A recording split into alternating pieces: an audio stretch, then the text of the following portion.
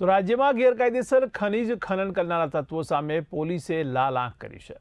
ખાસ કરીને મોરબી જિલ્લામાં ખનીજ માફિયા ઉપર પોલીસે ઘોંસ બોલાવ્યું છે, ત્યારે વાંકાનેર તાલુકાના વિનયગઢમાં પોલીસે કરોડો રૂપિયાનો મુદ્દામાલ જપ્ત કરી ખનીજ ચોરોમાં ફફડાટ ફેલાવી દીધો છે।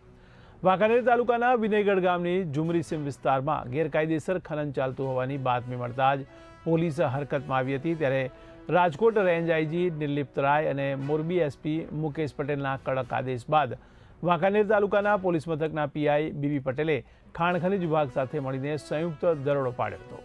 ઓપરેશન દરમિયાન પોલીસે સ્થળ ઉપરથી અનેક જેસીબી મશીન, 5 મોટા ડમ્પરો સહિત કુલ રૂપિયા 1,65,00,000નો મુદ્દામાલ કબજે કર્યો છે। પોલીસની આ આક્રમક કામગીરીને પગલે ખનીજ માફિયાઓ મેદાન છોડીને ભાગ્યા હતા, ત્યારે મળતી માહિતી મુજબ વિનયગઢના હરેશ ડોડા સામે ગેરકાયદેસર ખનીજ ખનન મામલે કાયદેસરની કાર્યવાહી હાથ ધરવામાં આવી છે। હાલ ખાણ ખનીજ વિભાગ દ્વારા સ્થળની માપણી કરવામાં આવી રહી છે અને આગામી સમયમાં મોટા દંડની પણ ફટકાર પડી શકે છે।